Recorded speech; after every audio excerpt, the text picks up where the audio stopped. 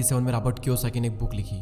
इस बुक ने आते ही मार्केट में धूम मचा दी और बन गई एक best selling book. Robert Kiyosaki के दो पिता थे, एक तो उनके रियल फादर जिन्हें वे पुअर डैड कहा करते थे यानी गरीब पिता, और उनके फ्रेंड माइक के पिता को वो अपना मुंह बोला पिता मानते हैं और उन्हें वे कहते हैं रिच डैड।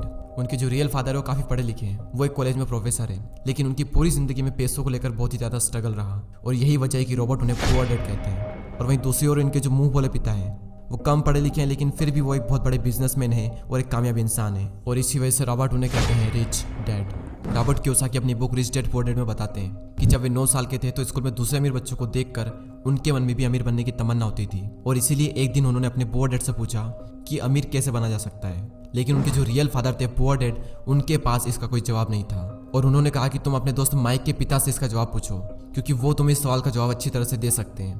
और फिर रॉबर्ट अपने रिच डैड के पास जाते हैं और उनसे अपना सवाल पूछते हैं, और वहीं से रॉबर्ट की फाइनेंशियल एजुकेशन का एक बहुत ही महत्वपूर्ण सिलसिला शुरू होता है। उनके रिच डैड उन्हें लाइफ की डिफरेंट स्टेजेस पर अमीर बनने के लिए और हमेशा अमीर बने रहने के लिए कुछ इंपॉर्टेंट लेसन बताते हैं, और इसी के साथ इस बुक में वो कई सारी चीजें बताते हैं, जैसे कि पैसों को किस तरह से मेंटेन करना चाहिए, पैसों को काम पर कैसे लगाएं, और ऐसी कौन सी गलतियां हैं जिसकी वजह से गरीब हमेशा गरीब ही रहता है। और इसके अलावा वो बताते हैं कि अगर गरीब इंसान भी इसमें बताई हुई बातों को फॉलो करे तो वो भी जल्दी से अमीर बन सकता है। तो अब हम बात करते हैं उन इम्पोर्टेंट लेसन के बारे में। तो नंबर 1 यहाँ पर आता है कि अमीर लोग कभी भी पैसों के लिए काम नहीं करते।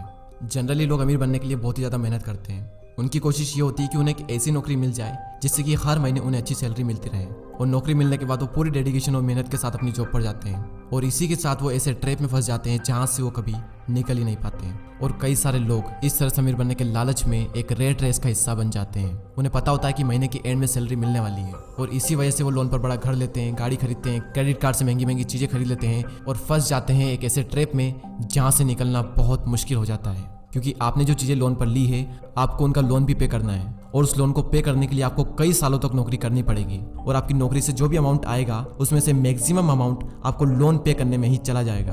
और इसी तरह से कई सारे लोगों की जिंदगी लोन पे करने में और नौकरी करने में ही निकल जाती है। अब सवाल ये आता है कि पैसों के लिए काम ना करें तो क्या करें। अमीर लोग जो होते हैं वो पैसों के लिए काम नहीं करते, वो कुछ ऐसा करते हैं जिसकी वजह से पैसा उनके लिए काम करता है, और वो क्या ऐसा करते हैं इसका जवाब आपको आने वाले कुछ पॉइंट्स में मिल ही जाएगा।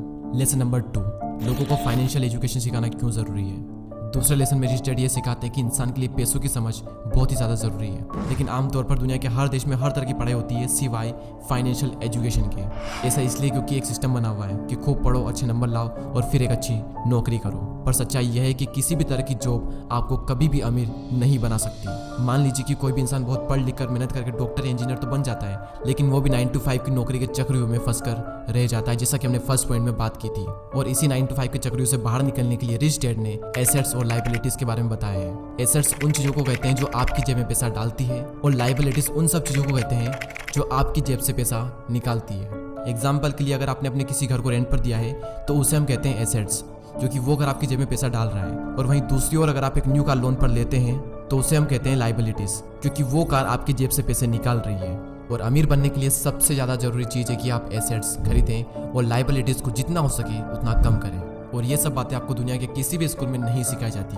क्योंकि वहाँ पर तो सिर्फ आपको अच्छी जॉब को हासिल करने के बारे में ही सिखाया जाता है। ये कभी भी नहीं सिखाया जाता कि अपने पैसों को ग्रो कैसे कराया जाए, और इसीलिए फाइनेंशियल एजुकेशन का सीखना बहुत ही ज़रूरी है। थर्ड लेसन है कि अपने काम से काम रखो। इस लेसन में रिच डैड ने बताया है कि काम से जॉब करने वाला इंसान कोई भी ऐसा दूसरा काम कर सकता है जो उसकी इनकम को बढ़ाए। इसके लिए जरूरी नहीं है कि शुरुआत बड़े लेवल से ही की जाए, क्योंकि हर किसी के पास इतना पैसा नहीं होता। आप अपनी नौकरी करते हुए भी अपना कोई भी पसंदीदा काम कर सकते हैं। एग्जाम्पल के लिए कोई इंसान स्कूल में टीचर है तो वो उसका प्रोफेशन है, ना कि उसका बिजनेस। उसका अपना काम वो होगा जो वो खुद शुरू करेगा। एक बार मैकडोनल्ड के फाउंडर क्रोक MBA के स्टूडेंट की क्लास में स्पीच दे रहे थे। स्पीच के दौरान क्रोक ने वहां पर मौजूद स्टूडेंट से पूछा कि क्या आपको पता है कि मैं क्या बिजनेस करता हूं। तो सभी स्टूडेंट ने यही कहा कि आप हैमबर्गर के बिजनेस में हैं, और ये जवाब सुनकर क्रोक को हंसी आ गई। फिर उन्होंने कहा कि मैं हैमबर्गर के बिजनेस में नहीं हूँ, क्योंकि मेरा काम रियल एस्टेट का है। ऐसा इसलिए क्योंकि जब भी कोई मैकडोनल्ड की फ्रेंचाइजीज खरीदना चाहता है तो फिर उसे उस जमीन की खरीदारी